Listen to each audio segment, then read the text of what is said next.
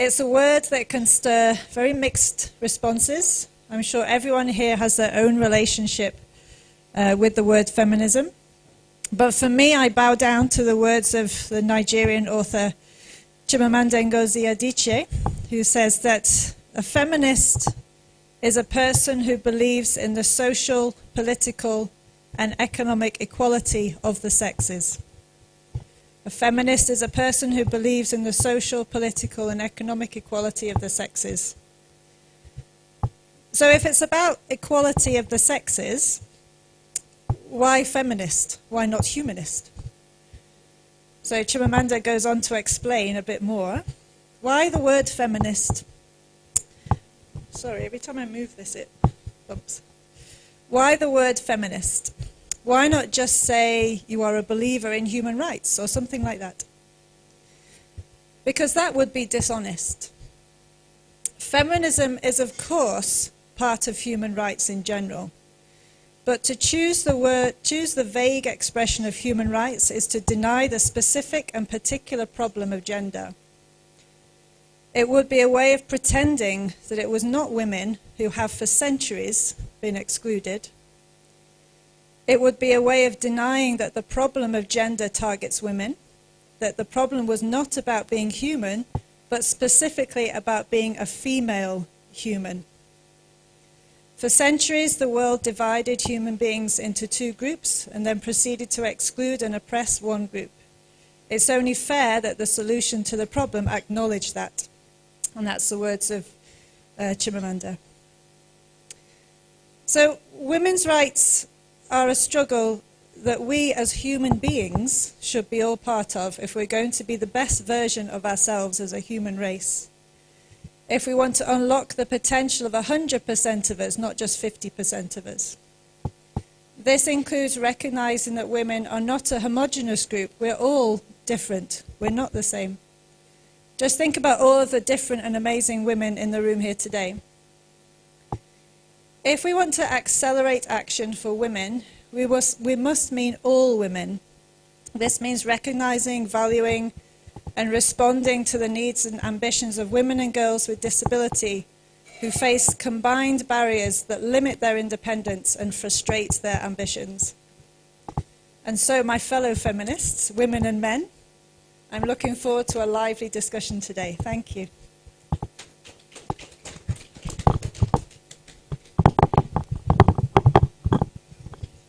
Thank you so much, Sarah. Please give her another round of applause. Yeah, she's spent many more years in Rwanda than I've done myself. So, yeah, I have learned. We want to appreciate her that she pushed. She's one of the people who really thought about this chat. So, thank you so much for pushing us. I would like to, without taking much of the time, to hand over the floor. So I really have to be, I've been here standing here for quite a long time now. So I need to be out of the way. But before I do that, there's one person I forgot to introduce.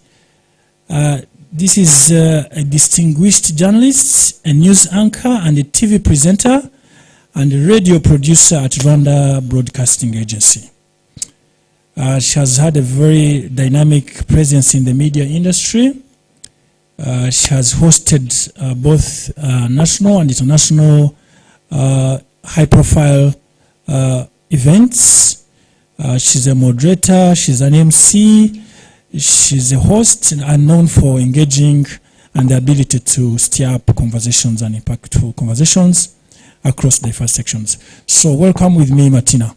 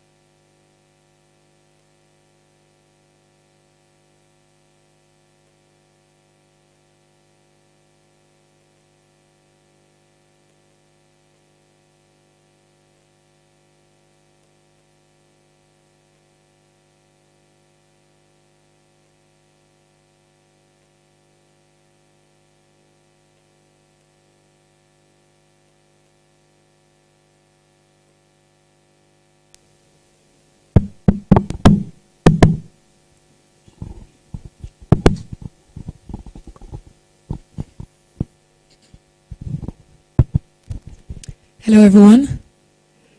Good afternoon. Thank you very much to Bonnie for that warm welcome. And once again, I'm honored to be able to moderate the amazing discussion that we're about to have here. And we all know that the International Women's Day is celebrated on the 8th of March, but we would like to use the month of March to celebrate women all month long because, let's face it, we don't deserve only one day. Yes, so we love to celebrate the Women of Month in order to honor women's accomplishments and promote gender equality. And like we have been seeing around, this year's focus is on the need to accelerate action, as well as emphasizing the importance of taking swift and decisive steps to achieve gender equality. And this is why we are here accelerating action for not only women, but as for women with disabilities. So every woman should feel like they are entitled to make a change and they deserve it. So without further ado, let me welcome my panelists, and if I mention their names, please make them feel welcome and give them a round of applause. And we're going to be starting with Tiza Mbale from Zambia, Lusaka. She's a student in the University of Zambia. Please help me welcome Tiza to the panel.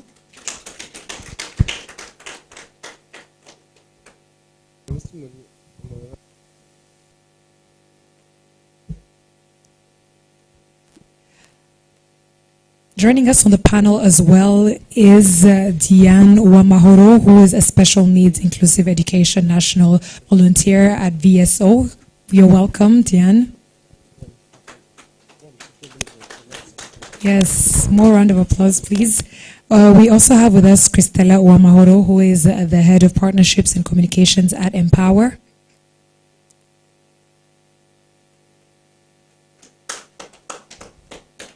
You're welcome. Yes, wherever you want to sit.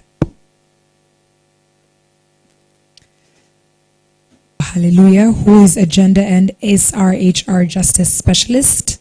Round of applause, please.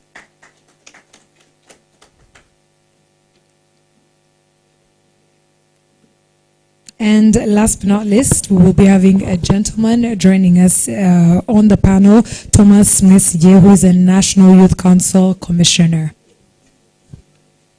You're welcome.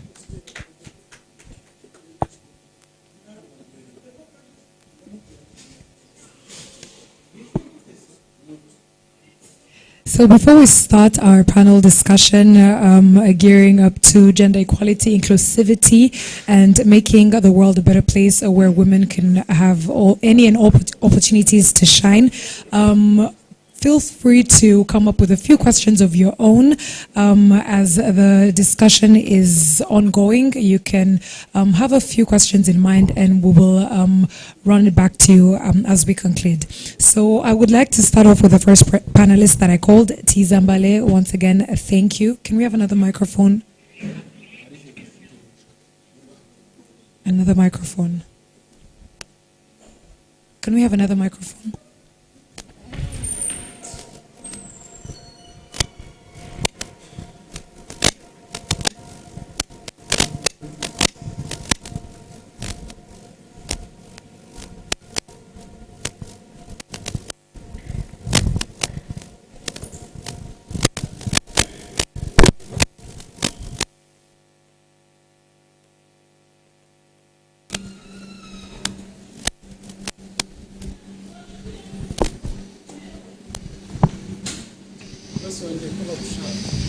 Mikrongo zapfuye n'indi yashize n'umuriro shaka mu mabuye n'indi bari gukoresha yapfuye ese je nababwiye buriye mukunda stress nabyo mufatira ishara batreni bijyana no kumwe umuko mushaka kwe umbo ko mukanga kurya.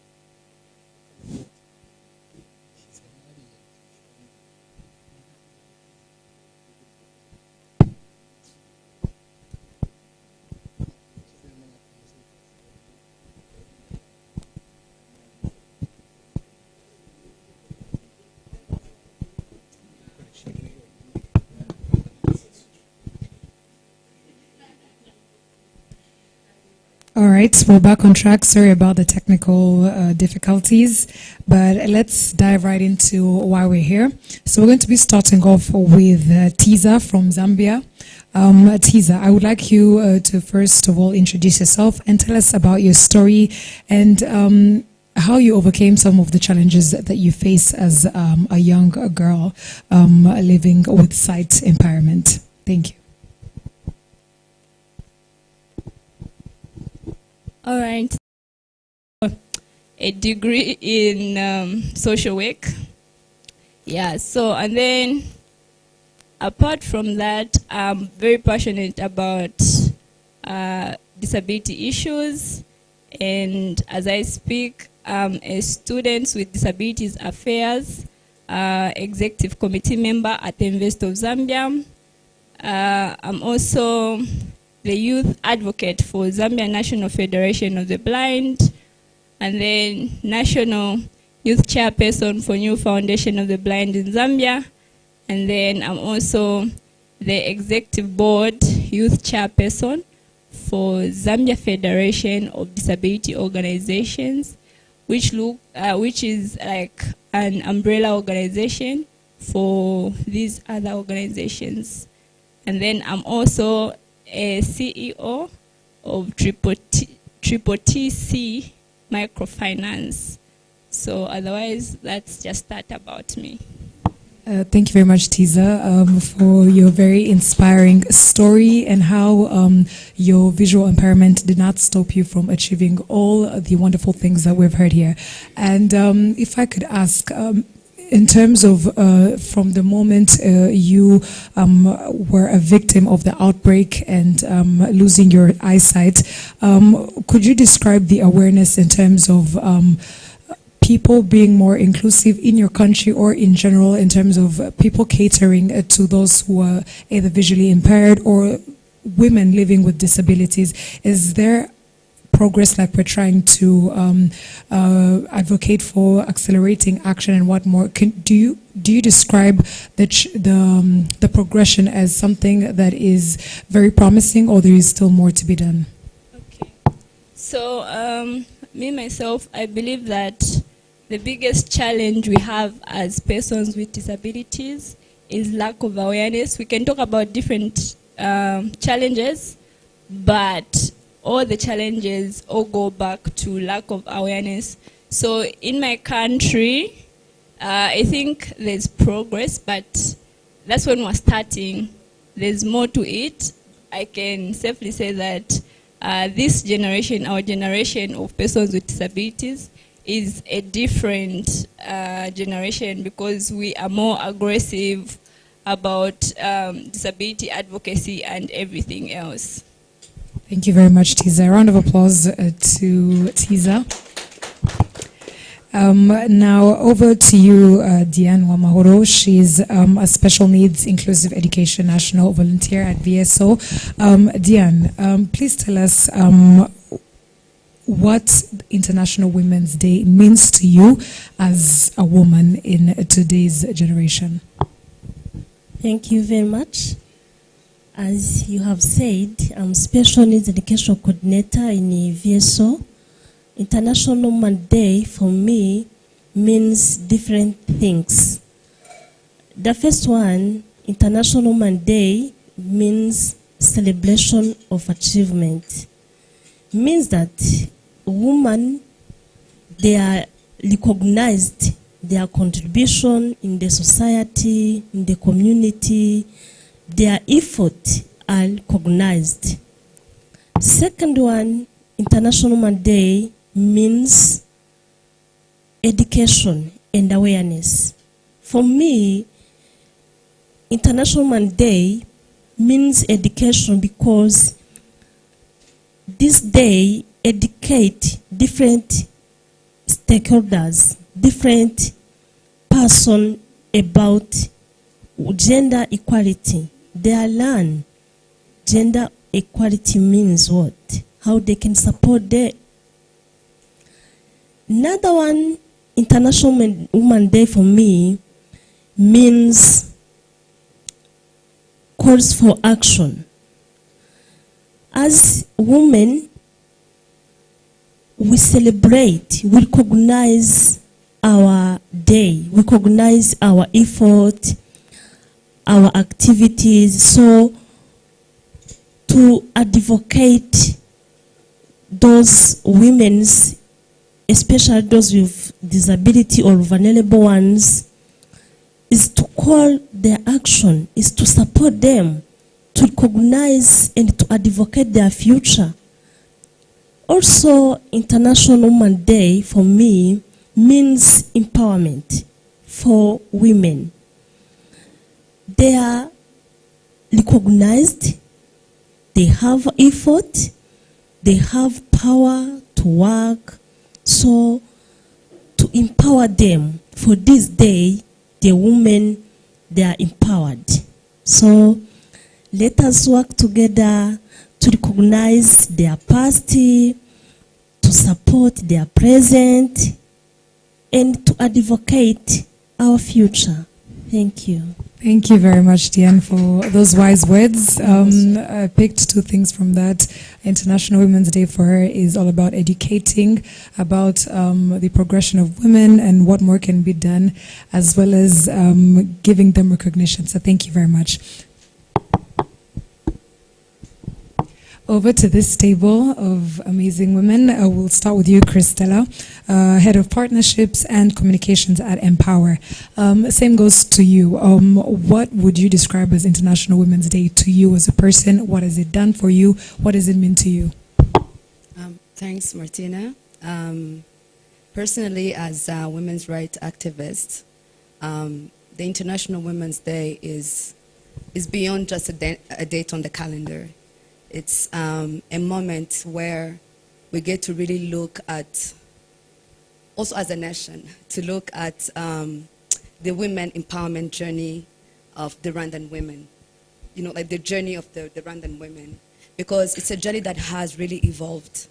If you look, I believe the room is full of young people, but if we go down the memory lane, for the people who can go back there, 30 years ago, if you look from 30 years ago to now, the journey of the Rwandan women has really evolved. So for me, being a women's rights activist, it's a moment of, you know, looking back and appreciating everyone who's played a role to advancing, you know, the rights of women here in Rwanda. But also, it's a moment where I still look at things that need to be more raised. because until now, 1 in 3 women in Rwanda, including the most vulnerable ones, especially people with disabilities, they're still getting abused. So for me, it's another reminder to look at the situation right now and see how I can mobilize resources and people and efforts to see what else we can do to make sure that in the next 30 years, we'll look at it and we'll be like, we did our work and we're happy with where we are. Thank you. Yes, thank you very much to Cristela. A round of applause to her. And we also have with us Mauro Hallelujah, who is a gender and SRHR justice specialist. Now, as a sexual and reproductive health and rights specialist, in that manner, could you please also help us understand what International Women's Day to you means, and the journey of women in general as we continue to celebrate the acceleration of progress? Thank you very much. I don't want to repeat what they said because it's pretty much everything I would want to reflect on. But for me, I think the most thing that's now coming back to my head as we are celebrating International Women's Day is intersectionality. The way that journey unfolded, where the elite women were the top, but now we are really trying our best to be more intersectional and to bring women of all classes, of all races, religions, and other groups to be part of the conversation, because I believe that every other voice counts and every other effort should be celebrated just as much. So for me, what it really brings is looking at how much women have really contributed to the development, even with the work that was never kind of like granted power, including like, let's say, domestic work or housework. I feel like it has really contributed so much to what the world have achieved. And it's so great that women are being now recognized for the office work they are doing or many other things they're doing. Hence bringing me back to what it now means that there is so much that we need to do in terms of uploading the work of women and their contribution to the society beyond just being part of the workforce or just, I don't know, something else. So for now, for me, it's more about how are we going to work this journey without just handling flowers to the women in the offices, but actually making workplaces more equitable to the women who are there, by paying them well, by providing an inclusive spaces for them, by ensuring that if they are mothers, they need time to go probably breastfeed their kids, or we provide an environment where their kids can be. Like, how else can we really uphold women and advance the movement beyond just fake flowers and cakes every other year? So for me, that's what it means. It means progress, like real progress and real work that we can see and that we can proclaim and say that women in workforces or even at home are well protected and they're appreciated with all the differences they come with, and in all types of, I don't know, they come with. Like, how are we really upholding them to the contribution they are making beyond fake things? Thank you. Thank you very much. Hence the word, the statement, accelerating action. We want to see more tangible things being done to accelerate the progress. So over to you, Thomas. The struggle to bring more inclusivity in terms of creating more spaces where women can thrive and bridging the gender equality gap. It's not only for women, and so we need to include our brothers in terms of raising awareness, how they can be able to contribute to that struggle. And so as a youth representative in the National Youth Council, how can young men such as yourself become allies to gender equality? That's a good question, and I would like to appreciate my presence in this space. So getting back to your question, I think whenever you you're trying to become an ally to anything, you need to first assess, why should I be an ally? If I can speak to anyone, to the young people or the young men who have been questioned to be allies to gender equality, I would say you need to first understand, why should I be an ally? And after knowing that, after us knowing that, we have seen that it is so important in this time to be an ally to gender equality, because at the end of the day, if you don't, it will affect not only your sister, women, fellow girls, it will also affect the entire society that we are in.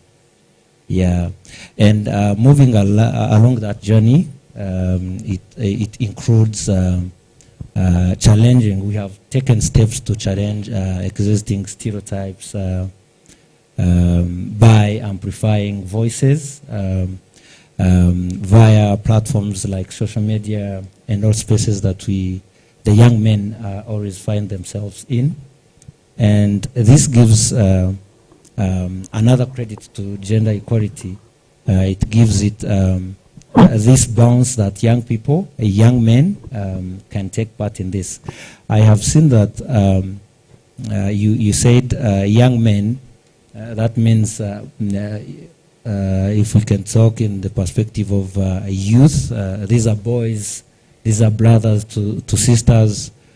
I found out that when I was told that this discussion will entirely based on International Women's Day, in the perspective of young people, I checked back to our database, finding out what have we done as young people, as youth, as boys, as brothers to our sisters. There is a lot that has been done that really shows that we are already allies to gender equality, including the support and existence, our presence in initiatives of our fellow sisters. I looked down and found out 14 organizations that are part of our council, active part of our council. 12 of them are women-led initiatives. And some of them are here, others are not here, but you know them, that are fighting for the benefit and the rights of our fellow sisters, girls, and women. So this is something, and we are part of these initiatives. We are supporting these initiatives. That's the only way we can be allies. And we have a big part to play that even fellow brothers who haven't understood the reason for being allies to take the journey. Yeah, thank you. Thank you very much, Thomas. Thank you for being part of the change. And back to you, Tiza. You spoke a bit about some of the challenges that you faced as you were trying to navigate this new journey. Now, you also talked about the different organizations that you lead, and you are not a stranger to leadership and whatnot. But as a person who has been pioneering in terms of overcoming some of these journeys, how can we as a whole or as a people overcome some of these obstacles that we face in the journey towards gender equality as well as inclusion, because we are also fighting for women's rights in terms of those who are disabled, and how can we also do that as we continue to celebrate International Women's Day? Oh, all right. So when we talk about, responding to your question, so what we can do is, firstly, getting rid of gender stereotypes, or just stereotypes in general. It can be gender or stereotypes that speak to different social locations of an individual, because I believe people are excluded in society because of various social locations. It can be because I have a disability, or when it comes to gender stereotypes, because I'm female or because I'm, So getting rid of gender stereotypes or stereotypes in general, and getting rid of the harmful social cultural norms. There are social cultural norms that are useful, but getting rid of the harmful social cultural norms, because I believe that's the genesis of gender inequality. And we find, especially women and women with disabilities, being like discriminated and being left out, and we have stereotypes like a woman is not supposed to do this. So when we get rid of the stereotypes and the harmful social cultural norms, I think that's the first step. And then the second step is empowering women in education, entrepreneurship, leadership, and advocacy. Because when we talk about all that, once we as women, or once we as young women are empowered with entrepreneurial skills, education, leadership, and advocacy, we'll be able to take up leadership roles in all aspects, because the gender inequality is in each and every aspect. We talk about politics, we talk about the economic sector, religion, and everywhere else. So once women are empowered in those areas, they'll be able to take leadership and decision-making positions. And then last but not the least, the most important thing is raising awareness.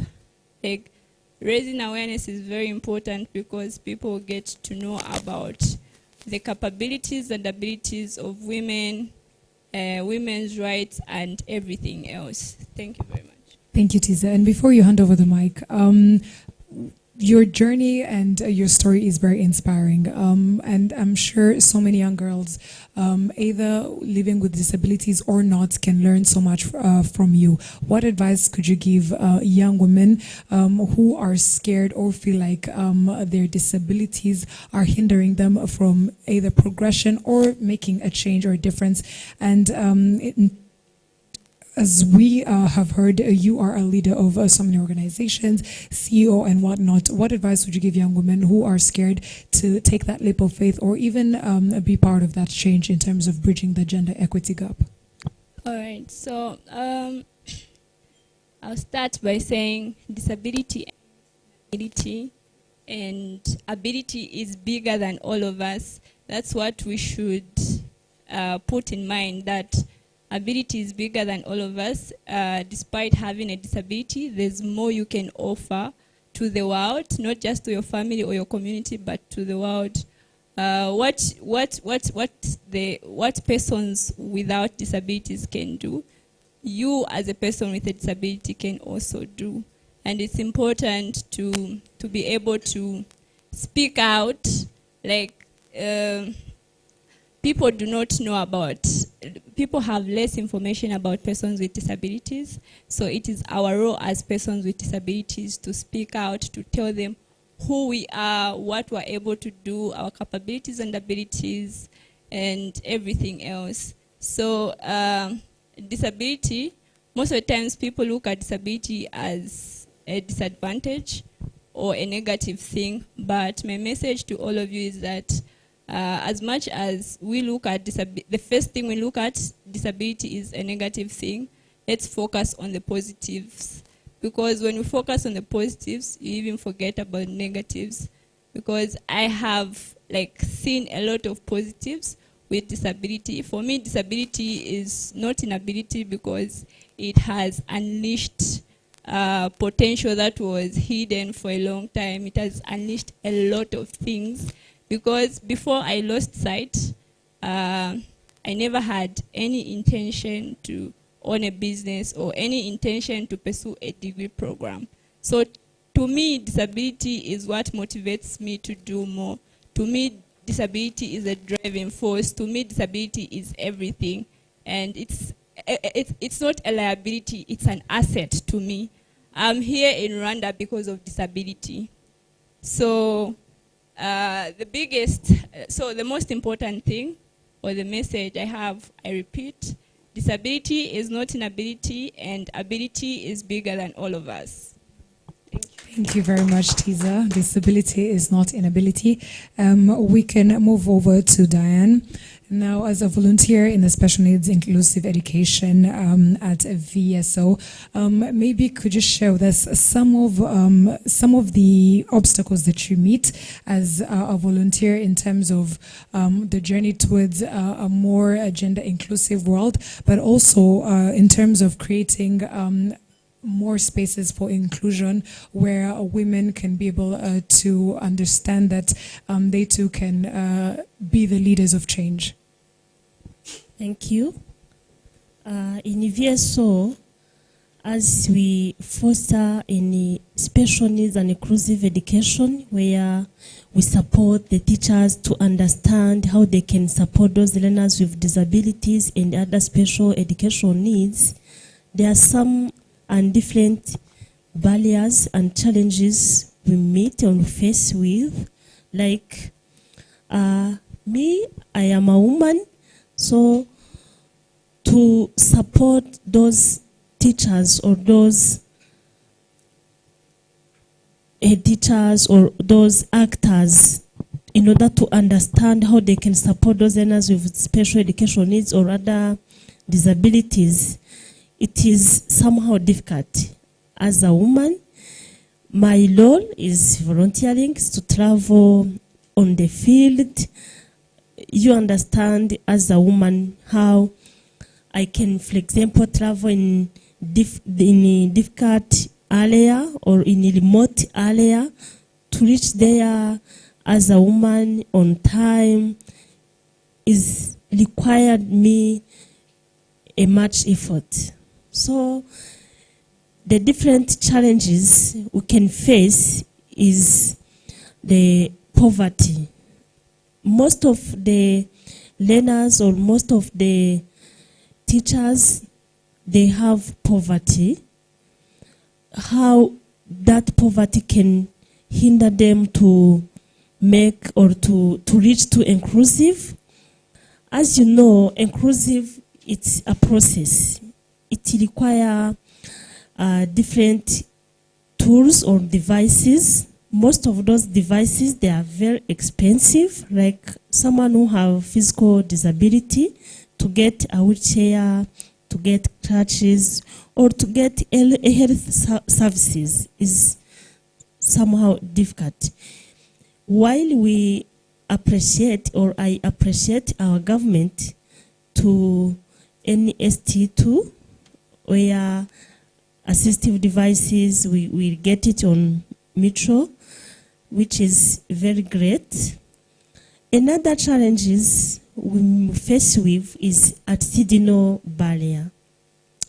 Attitudinal barrier is a key challenges or barrier in inclusive we meet with, because most of the primary actors work with, most of society members, they don't understand how women, especially those with disabilities, can learn, can achieve, can participate, or can do things like others without disabilities can make. So most of challenges, they are hinder the education of those learners or people with disabilities, especially women with disabilities. Not only that, also lack of awareness. Most of them, they don't like to advocate those women, especially those with disabilities. They lack their voice. They lack their contribution in the policymakers. So better those policy to advocate their implementation in order to support those people with disabilities and other special educational needs. Thank you. Thank you very much, Diane. Inclusivity is a journey, but such conversations are a way forward in terms of achieving that. Back to you, Christella.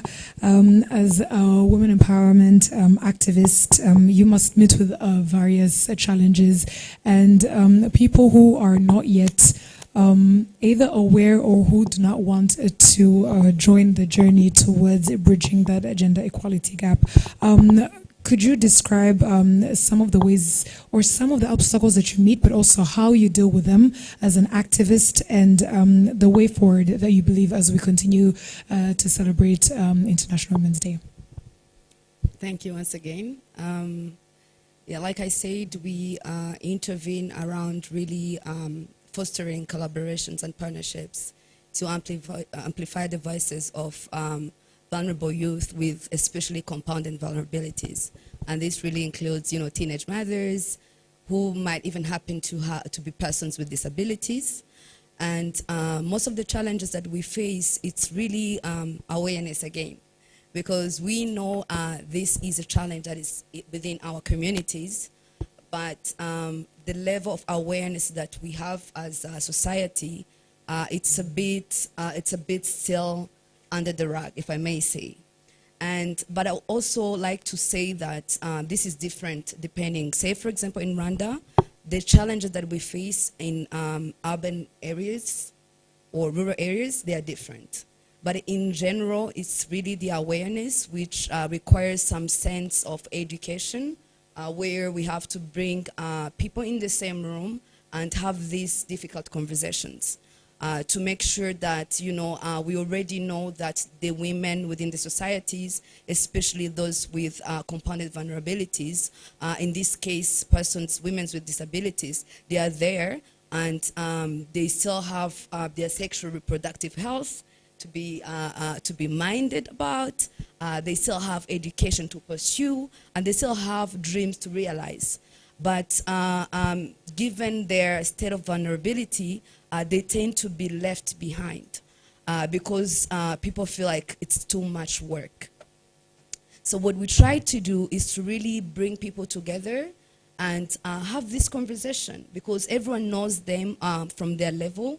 But when you unite people and we bring this to the awareness, people start unpacking that, and we break it down to see how we can collaborate, foster collaborations, and build strategic partnerships to start finding solutions. Because the reason why we don't tackle these challenges, like my colleague Diane said, it requires resources, especially specific resources. And this implies money, funding, and all of that. And we cannot do this alone. So we need, that's why I keep emphasizing on the need to come together as a society, because this is a human situation. It's not just about, what we wear, what we think. We have that in common, because at the bottom line, we're one. So it's been really around the awareness, making sure that it's in people's awareness that a person with disability, especially in women, they still have the needs that every woman has, and those needs to be met. Of course, what we're doing is through fostering those strategic collaborations, because in most of the cases, it's not even about money, really. It's about people who come together, and we think together, and we find solutions within.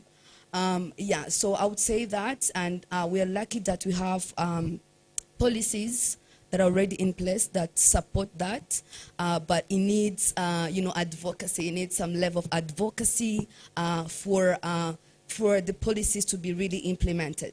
So I would say it's a journey of raising awareness and continuous advocacy without really ceasing, and also creating a movement of people who are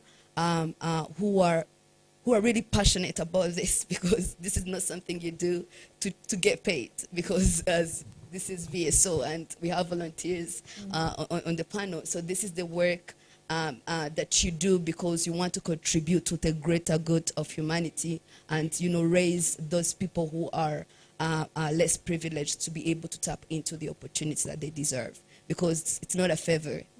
they are right holders. We're all right holders. Thank you. Thank you very much, Christella. It's definitely a joint effort, and hopefully through such conversations, people can join the struggle as we move towards a more inclusive world. So back to you, Hallelujah. As a young feminist, could you describe some of the challenges that young women face in terms of emancipation, as well as also the challenges, the different ways in which we can be able to overcome these challenges that we face on a daily basis? Thank you very much. First of all, you don't want to ask me about obstacles because we can never leave this room, but I'm going to try. When we talk about young people, for me, the first thing that comes in my mind is like a role model. Who does these people see and they're like, I see myself in that, I see myself in her, or I see myself in him. I think this is inspiring me. When it comes to young people, it's really hard. I think it's a good thing probably that the young girls are seeing you on TV every day, and they are inspired in one way or the other. I remember when I was in high school, I went to Fawe, and the first lady used to come there a lot. And Fawe girls were elite girls.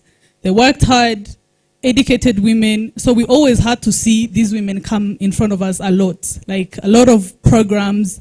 And so I think that that's one of the things that shaped me. That role model I had in front of me for almost 6 years really changed my life, and I started seeing it probably when I was like in university 3, the third university or something.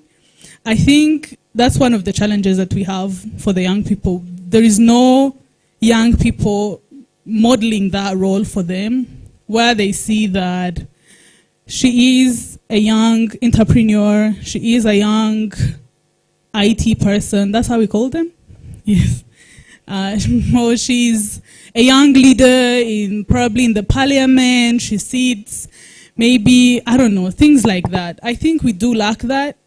And it's a big setback for the young people, because now they have to relate to people who are way far in like another generation. And usually it's really difficult to relate to someone who is like, I don't know, 2 generations ahead of you. It's pretty much not as easy. So I find that as an obstacle, and it's something for me that I would wish to see, like TV representatives really being more young, in leadership position, be having young people, because young people are really capable. And if they are trained well, they can really do the job because they're available, they don't have families, they're not busy, they have time. So I really hope that we really get to engage them. And I'm not advocating for the people with families to lose jobs, please. Don't fight me. But I think there is always a space for all of us. Another thing that I see is education. I was discussing with a friend of mine who works in the SRHR, and I told her, what happened to these SRHR programs? Why did we forget about education? Because education is like everything. When you look at how an educated person can go so far just because they are educated, and you look at the number of children who are dropping out of school by just the age of 7, it's threatening. So education is pretty much really under attack, and I see that if the young people are not educated, it's really giving us like a red light in the wrong land that it's going to not look good. We're not going to have professionals, we're not going to have health people, we're not going to have the leaders we want to have. So I think that barriers in education, they are really contributing to a lot of the issues that we are facing today. And that brings me to wanting education for girls and not really doing everything you can to make sure that they stay in school is almost like doing nothing. You know that a girl at the age of 13, she could probably get pregnant. So if she can get pregnant at 13, it means she becomes a mother as young as 13, and she is required to work. We know the economy in this country. Like, what is she going to do? Who does she leave the child with? if we really don't think about like the whole systems we have in place, it's likely that we are just setting our young people up for a failure, and that's just what I see. So education for me, the role models, and then the last thing, the economic opportunities. If you ask, I think there is a research in Rwanda that shows that women who run business, they are more afraid to go for loans, like to ask for loans.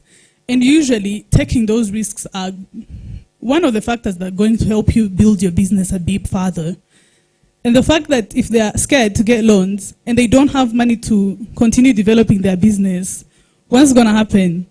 10 years running a salon that has only 2 chairs. And that's just that's the story. So I think that the exclusion, the economic exclusion of women, or not empowering them to really pursue these economic opportunities, is also like an obstacle. And I spoke because of those 3 things for a reason, because education and economic status really determines a person's health outcome in the long run. So for me, those are the key obstacles that I see. And then speaking about the economic obstacles, I see a challenge in economic programs. I'm not sure if VSO runs economic programs, but a lot of the economic programs, especially that targets women and that targets teen mothers, you find them around things really that doesn't really bring economic independence. Like if you look at like how much are they getting per month, it's probably under what they should be, or what can sustain them. So I have really been looking at the challenges in these programs, and I'm wondering, like, if you bring a young person or a young woman to probably like start sewing, or I don't know, be in a cooperative, I don't know, like how much are they getting? I'm not saying that those programs are bad, but I have an issue that most of the organizations are doing those programs and we're not really seeing like the economic independence we want to see. I think we should start looking at least how much this person should be earning to survive in this economy. What can we do to implement economic empowerment programs that actually give economic independence, not keep them depending on small money, but really like develop. So that's the 3 things for me I can speak about that are as a challenge to the women's empowerment that I see, or to the work that I do.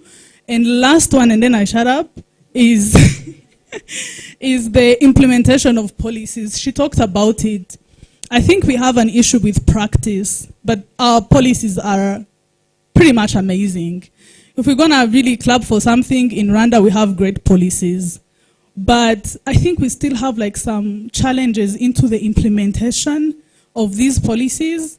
And it's something that I would really encourage every organization that is in this room to start thinking about how can we make objectives that effectively implement policies that we have, that strategically implement the policies that we have, so that we can really have the kind of impact we want to have. Thank you. Thank you very much. Hallelujah. Thank you for bringing up some of those points. But representation does really matter, especially in today's world. Making sure that you can turn on the TV and see someone like Tisa, someone like Hallelujah, someone like Christella, someone like Thomas advocating for more efforts in terms of our brothers and our fathers and our uncles. Talking about gender equality, so seeing someone as young as Tiza, or as young as me, or as young as anyone in this room being put in decision-making positions does entice or does motivate more young people to be encouraged to make a change. So thank you very much for our panelists. And the floor is over to you people in the audience. Please feel free to ask a question or two to one of the panelists here. We can start off. Your name, organization, or what you do, and your question. Thank you so much. Is it a must to ask a question? I didn't have no, a question. not a must. Thank you so much. My name is Cyrus. I work with the Governance for Africa. So let me start with the last one. Hallelujah was talking about the policy implementation. It's just a recommendation that I wanted to to give. Maybe I can see the officials from VSO Rwanda. You implement what you understand. Do we really understand the policies in place? Because Governance for Africa work a lot on policy dialogues with the public institutions, and because they are the initiators of the policies, but also we do consultations from non-state actors or beneficiaries. So that's a recommendation that maybe VSO can think of having sessions with their partners on understanding the policies that are in place.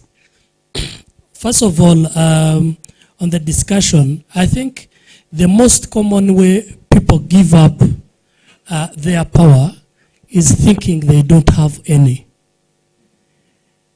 So we need to understand if, first of all, what can we do? As I conclude, because we are women, we are girls, first of all, by the way, I'm not a feminist, but I believe in gender justice. A very good advocate. Until maybe someone educates me more about feminism. So I think we should focus, we should not create attitudes or believe in creating attitudes, but setting standards. Not just because I'm a woman, I'm a girl. I think we should set a standard. What can I do? What am I able to do? And I think there we can have a conversation. Because with the policies, we have the best policies in Rwanda. But are we putting them in use? Are we benefiting from the policies, the existing policies? So you can't put them, apply them when you don't understand them. I think some of us from the NGO world, we believe in what someone can deliver. Not much about you're a man, you're a woman, you're a girl. No, I think we should focus on setting standards than creating attitudes and believing in them. Thank you. Thank you very much, Atisaras. Anyone else? Yeah, thank you very much. My name is Teresa Mkamakuza. I work with Circle of Concerned African Women Theologian. This is an organization that works with religious institutions to advocate for gender equality. And I want to also talk about policy implementation. I'm doing a PhD, and my studies about gender equality policy. Especially, I'm working on women agriculture. You know, there is a policy that women and men are equal, they have a right on the land. But when I went to the field, I found that's just things that in the office. So women always are saying, yes, of course, but we don't have that right to maybe to decide what to do with this land. So I would say that there is a gender at work and the gender working. Most you have gender at work in the office, here in the hotel, or normal hotel. But when you go to the field, we don't see gender working. I'm sorry to say so. And I want to also to encourage VSO that to go down at the grass level, at the village where we speak Kinyarwanda about the gender equality. What does that mean, gender equality in Kinyarwanda? Of those women. For us, we know and you have been empowered and you have been understood. But what we need, that nice policy in document, well documented, can be implemented. There's a gap. There's a big gap, especially the barrier we have is culture. And culture matters a lot. And of course, culture changes, but it needs people awareness, needs people to calm down. Because when you go to the village there, they will tell you, oh, you women, you want to stop to stand on the chair they have been given you. And you hear a man saying, hey, if it was not Kagame, I would beat you every day. me that when Kagame is the one who has brought, so they have not understood it. They're just fearing to go to the prison, that they do not understand gender equality. So we have a lot of work to go to the grassroots level, to understand the culture, not only community, but also I'm a pastor. I know how I've been challenged to reach the level where I am because I'm a senior pastor. So it was a struggle. It is me to stand for my own, to stand to say, yes, I can be a pastor, I can preach whereas you are preaching, I can baptize, I can do. So I needed to improve double. Where the pastor men can do the work, for me it could be double. Because I'm a mother, I'm a wife, but I have also to prove that I'm capable, I'm educated, I understand. So, and I understand also God has created men and women equally, and they prove it. However, reflect on something that the gentleman said. I think it is really important to name things how they are named. If I can go to the statistics and I find that women are more economically challenged, I'm going to talk about them. And I'm going to make them the standard. And I'm going to create programs that target them because they're most vulnerable. So I think the issue really is not creating the standard, but rather looking at it from the reality point of view of asking ourselves, like, how many women presidents have we had in the whole world? Why not? What is it attached to? If it is attached to culture and attached to how people think about it, then it's something we need to change and talk about exactly like that. Without really making, these neutral words that really makes the experiences and the reality that is out there disappear, when we should actually be talking about it exactly like that. And so I am one of those believers, and I volunteer to teach you what feminism is about, because if you believe in gender equality, you definitely are a feminist. But I think that it's really, really important that we, as much as we want to create practices that works, also the attitudes are going to help us. Also naming the fact that women are being left behind and there's still work to be done about women needs to be talked about exactly like that. And I think it's important that we don't get to shut down about it, or it doesn't be like to be taken lightly, but more of like it's an important conversation to have. You want to add something? Yeah, thank you. Thank you so much. But I also understand, I'm sure we're having a space where all perspectives are welcome. But it's really important because all our organizations, because I believe most of us were from civil society organizations, and in all our budgets we do researches, like, we do research, we contribute to policy briefs, position paper, and if we're collecting all those data and gathering all those numbers, that's why we do evidence-based research to inform the level of advocacy that we are undertaking. Of course, I understand that, over the last at least decade, the flavor of feminists that at least Rwanda has experienced has been more aggressive, and there is nothing wrong with it, actually. Yeah, it's okay. We don't have to be all cool with it, but there is nothing wrong with it because we are different people and we approach things, from different perspectives. But what I wanted to emphasize on is we're not trying to fight to make it a fight, but it's really important that we call colors by their names, right? Because it's a journey, and perhaps today we're using these words because we haven't had these conversations enough.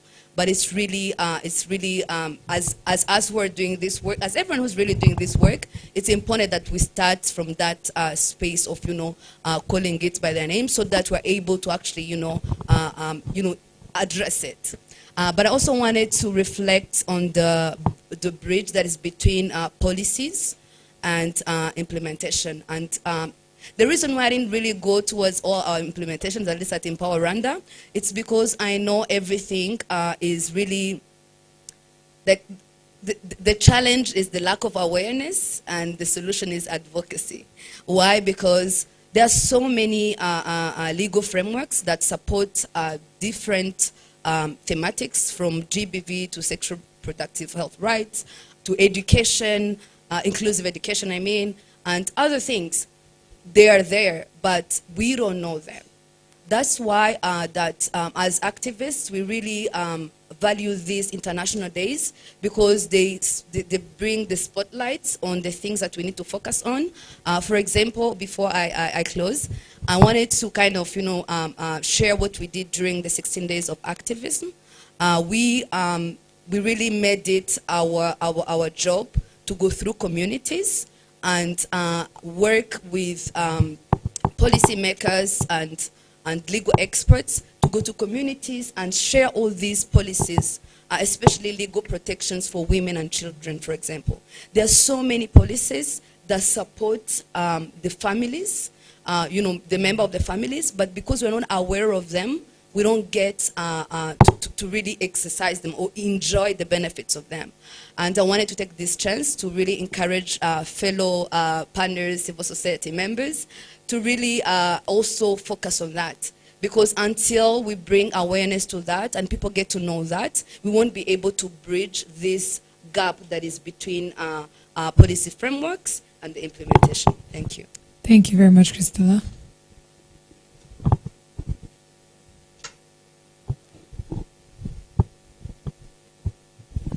Thank you so much. I wanted to reflect on feminism quickly. In Sarah's opening remarks, she said, who is a feminist? A person who believes in social, political, and economic equality of sexes. And personally, I'm not just a feminist, I am bordering becoming a radical feminist. Do you know why? There are layers of oppression, the layers of exclusion, layers of discrimination, layers of stereotypes which work against women, which you have to undo, which you have to really deal with so that we can have meaningful equality. We are talking about laws and policies which have been formulated to favor men because they have been formulated by men, which is understandable. So I think our President Kagame is one of the strong feminists, really, because whatever he does, he fronts women. What does this mean? It tells us that really the obstacles established by a patriarchal system is so deep and so deep-rooted that we really need to work hard. So I believe that personally I'm becoming a radical feminist. Thank you. There's a lady there at the back. Thank you so much. My name is Rita, and I wanted to direct this question to Tiza. I want to ask this question because I'm in the agriculture sector, and out of curiosity, I want to know what is Zambia doing so that women with disabilities feel inclusive in this sector. Thank you.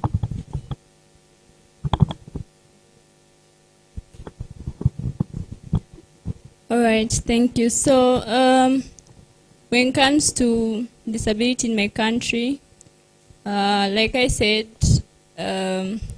disability advocacy is slowly growing in my country. So there's an allocation, like a threshold for, it's about 5 to 10%. So when it comes to different opportunities, including agriculture, persons with disabilities are included in that aspect. It can be the agriculture support system. We have a social provision called FISIP, which is Farmer Input Support Program, which aims at supporting people in agriculture. And for you to acquire this, you need they consider both men and women, and they preserve a threshold of, I think, 5 to 10%. So there's consideration even in agriculture for persons with disabilities in my country. Thank you very much, Tiza.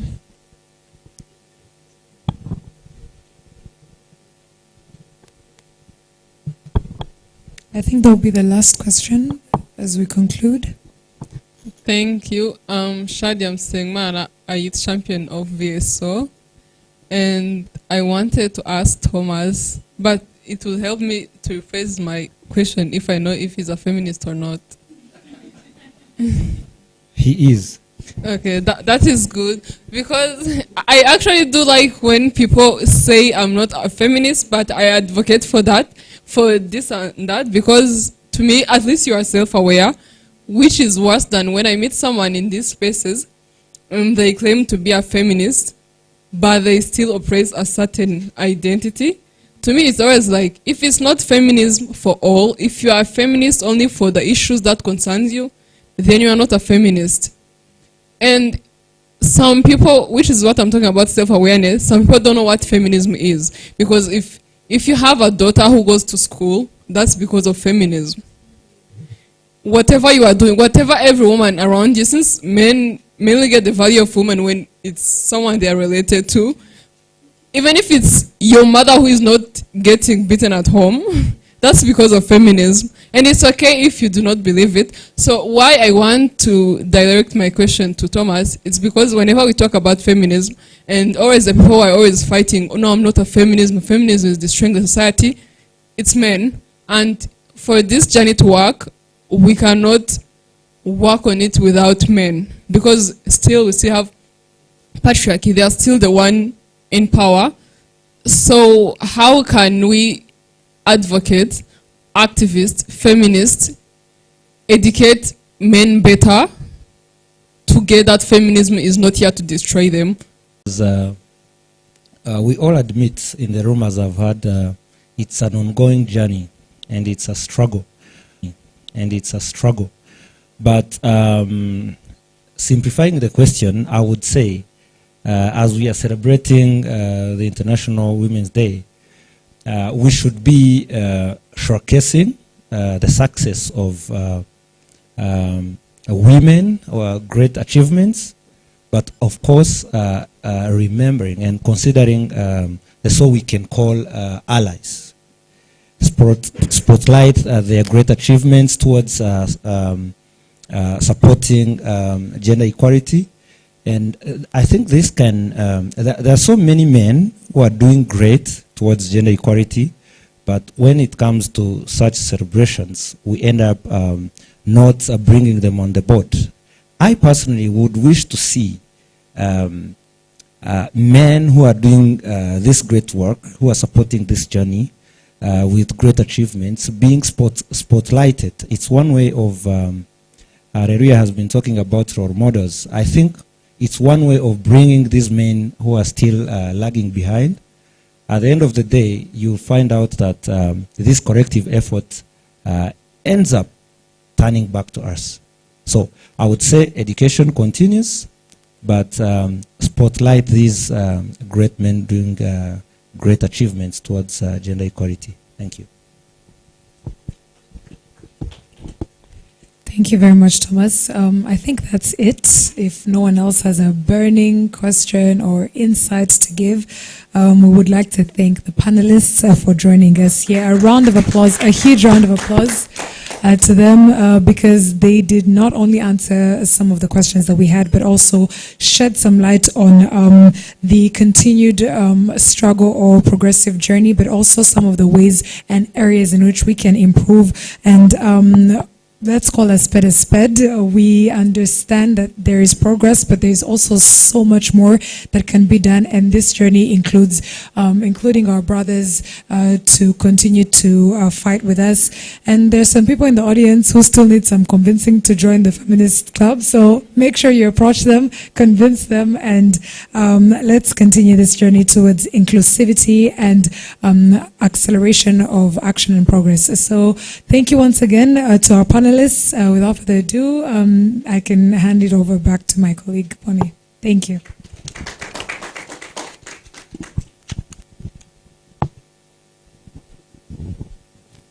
Another round of applause to the team. Amazing conversations. Thank you so much, Martina. We are looking forward to you what time is the news English bulletin? 10 o'clock. So we'll be seeing her presenting on Arabia. Thank you so much to everyone. Thank you for your interesting insights, ideas that will shape our journey. Somebody was asking me, before I invite Sarah to give us closing remarks, would like to hear from the global head of programs. Would you like to hear him speak to us? Yes. Yeah. Ezekiel, you cannot just disappear. So please allow me to welcome Ezekiel to stand and give us just a comment or two. Yeah, thank you so much. You start with greetings in Rwanda. I can't remember. So I'll just say from the neighboring country how we greet Jambo. So actually, this was a good surprise. It was not on my script for this visit to Rwanda. So thank you, Bonnie, for facilitating this. And it's been nice to listen to all the conversations that are coming through. And actually, I align myself with all the issues that you talk about. My name is Ezekiel Esipisu, and my work in VSO is mostly around designing programs, global programs that we work on. So the issues that you speak to, I'm very much familiar with them because we try to fight them every day. And it's not easy. You all attest to this. It's not easy. But I wanted to start off by saying, I think let's celebrate some of the wins that we've had since this movement around gender started. There's quite a bit of wins that I think we can celebrate.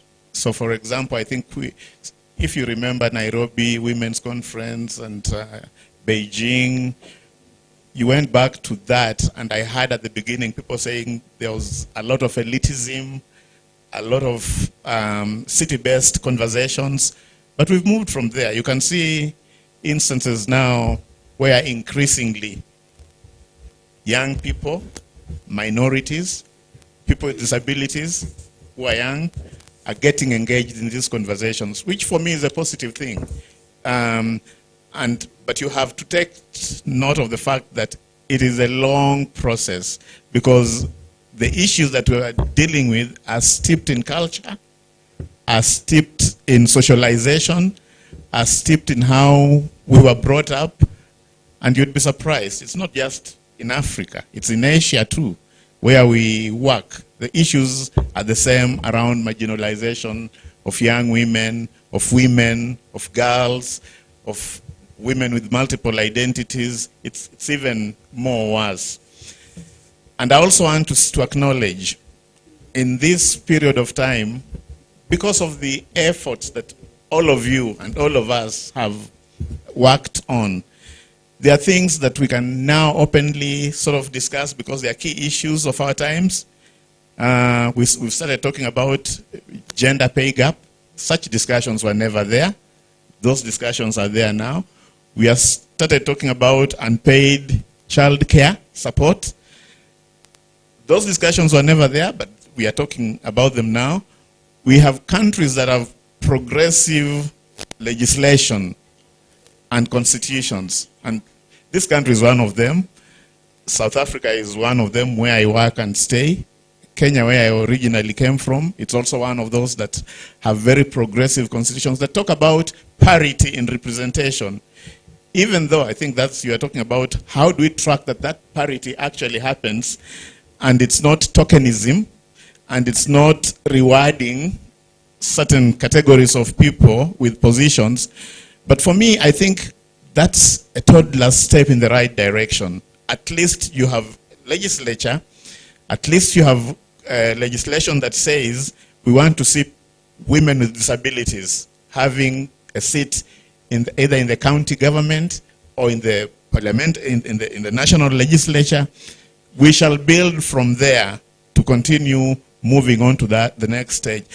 The issue that we must seize ourselves of is how do we continuously track those kinds of legislations and ensure that actually the criteria is not being manipulated and we end up being represented by people who should not be having that representation on behalf of the key populations. So I think that's something that we can speak to.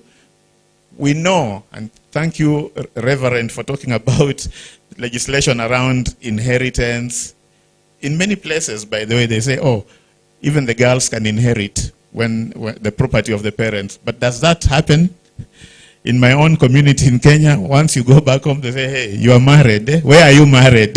You are married there and you want to claim land here. You will not get anything. How do we continue empowering local communities to be aware of these issues? Look, I think some of the last speakers were talking about male champions. Honestly, in this war, I call it a war because it's a big battle. We need allies. We need champions. We need people of influence in different spaces. And they cannot only be women.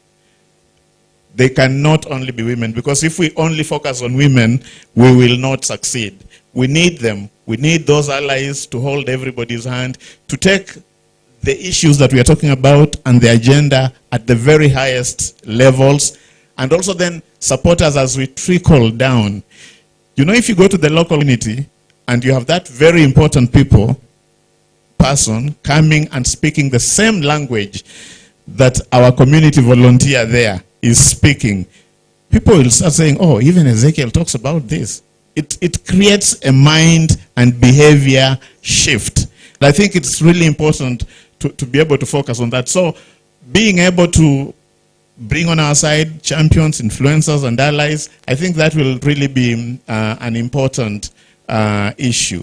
So VSO, of course, we focus a lot on these issues and in the context of education, because we know that if we facilitate better access to education for girls, and especially girls with disabilities and young women, these are the people that will be the voices that will amplify issues that we are talking about. And people, you know, when people look at Teresa, for example, and her success story that she talks about, so in the context of the communities that we work with, that is a compelling narrative that helps change how people perceive certain things.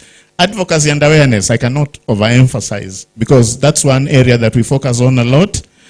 We know that we must continuously launch advocacy initiatives, but we must have compelling stories that accompany that advocacy platform. If we don't have, you know, people rubbish you. People say, now this one has been sat on, is even coming here to talk about issues that don't make sense. So we really must have good evidence around which we can be able to formulate our advocacy and awareness campaigns. That's an important area that we must continue working on. And I just want to also speak about these kinds of forums. So VSO, we do a lot of convening. We do a lot of convening because we believe when we convene, people with like-minded ideas come together, brainstorm, look for solutions, and are able to bring in others who in many ways might not be sold onto the idea, but they see and listen and leave the room with some doubts in their heads around whether they should still believe in what they were saying, or they need to have a shift, a mental shift, a behavioral shift in terms of how they perceive issues to do with marginalization of girls, women, and young people, especially women with disabilities. So we are committed to continuing to convene because we think convening is an important forum. Convening helps us bring people together. Convening makes us be able to formulate strategies beyond just at the national level. And actually, we don't believe so much that you only need to target the national level, because if you target the national level, you'll never succeed at the local level. So it has to be bottom up, top, bottom. They have to find a way in which they are able to meet so that you're able to really have a well thought through initiative that is owned both at the local level and at the national level. So for me, I just want to say we are really committed to this. I talked about education. I can talk about sexual reproductive health and rights for young people, for girls, because we know the issues around sexuality. Actually, perhaps yesterday in our conference here, we were talking about the young girls who get pregnant and leave school. But what about the impregnators? Those who impregnate them, what happens to them? Nothing happens to them. And we know that we can campaign for schools to think about considering these out-of-school girls who got pregnant to be able to come back and be mainstreamed within the schooling system. But it's a challenge. It's a challenge that we must continue to address the issue of sexuality, sexual reproductive health, and how we facilitate and enable, especially girls, to be able to claim their rights within that space. Issues to do with livelihood. I think we were talking about livelihood.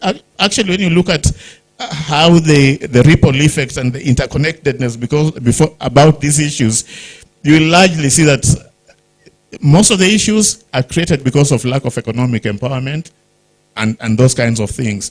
And we have to figure out, okay, how do we grow initiatives, whether they are through SACCOs, we used to call them VSLS, or through microfinance banks.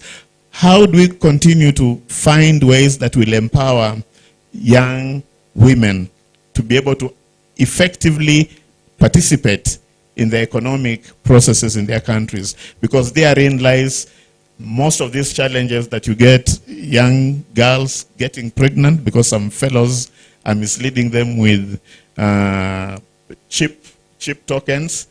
Who is the lady who was talking the fake cakes?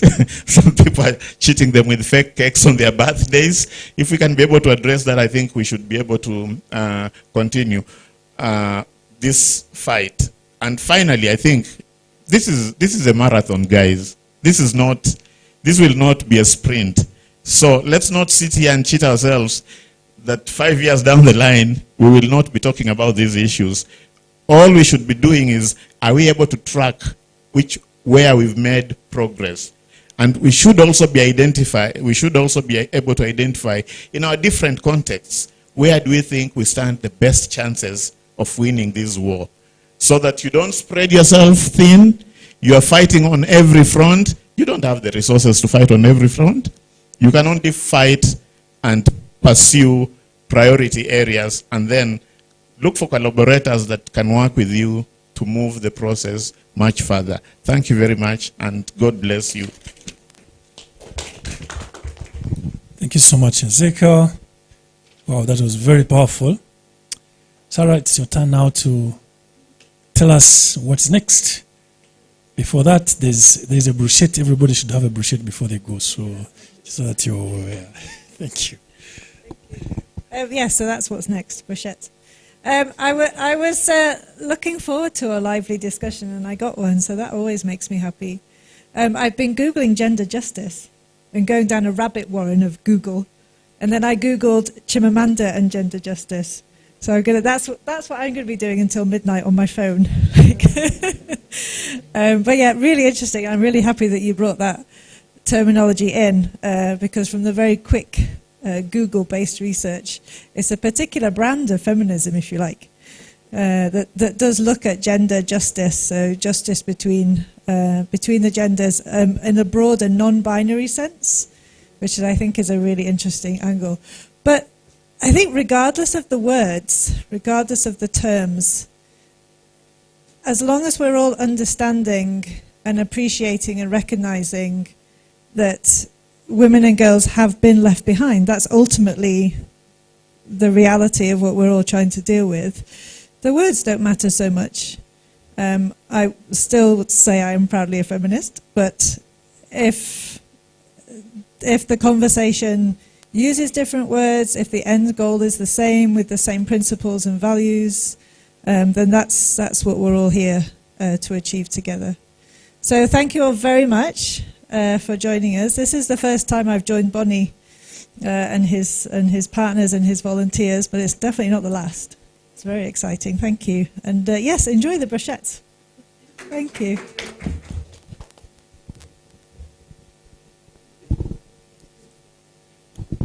Wow, thank you so much. As you step out to grab your bruschette, we have a board. There's a whiteboard there for those who are able to see.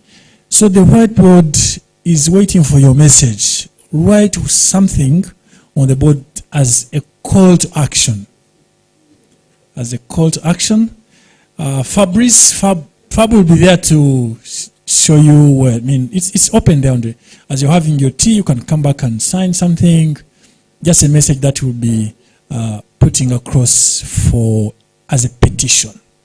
Is that all great? Thank you so much. Another round of applause to me so that Ezekiel can be happy with me, guys. Come on. Yeah. Thank you.